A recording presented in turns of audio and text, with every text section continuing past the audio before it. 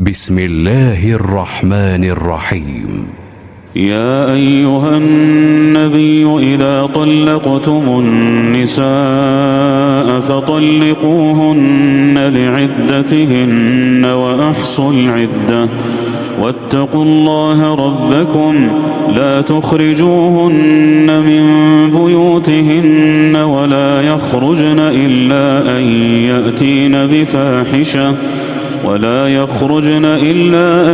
يأتين بفاحشة مبينة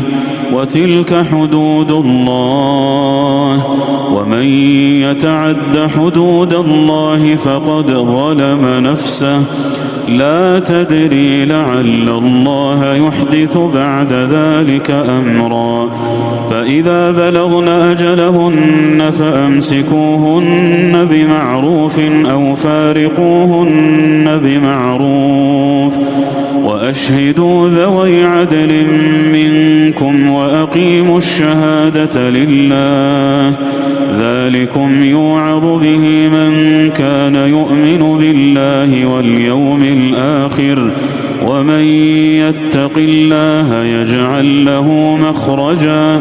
ويرزقه من حيث لا يحتسب ومن يتوكل على الله فهو حسبه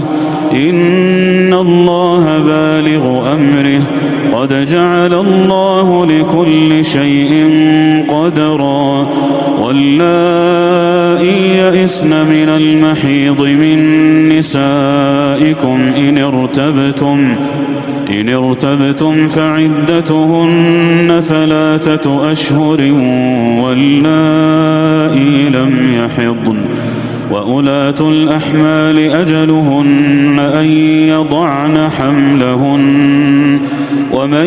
يتق الله يجعل له من أمره يسرا ذلك أمر الله أنزله إليكم ومن يتق الله يكفر عنه سيئاته ويعظم له أجرا أسكنوهن من حيث سكنتم من وجدكم ولا تضاروهن لتضيقوا عليهن وإن كن أولات حمل فأنفقوا عليهن حتى يضعن حملهن فإن أرضعن لكم فآتوهن أجورهن وأتمروا بينكم بمعروف وإن تعاسرتم فسترضع له أخرى لينفق ذو سعة من سعته ومن قدر عليه رزقه فلينفق مما آتاه الله لا يكلف الله نفسا إلا ما آتاها سيجعل الله بعد عسر يسرا وكأي من قرية عتت عن أمر ربها ورسله فحاسبناها حسابا شديدا وعذبناها عذابا نكرا فذاقت وبال أمرها وكان عاقبة أمرها خسرا أعد الله لهم عذابا شديدا فاتقوا الله يا أولي الألباب الذين آمنوا قد أنزل الله إليكم ذكرا رسولا يتلو عليكم آيات الله مبينات ليخرج الذين آمنوا وعملوا الصالحات من الظلمات إلى النور ومن يؤمن بالله ويعمل صالحا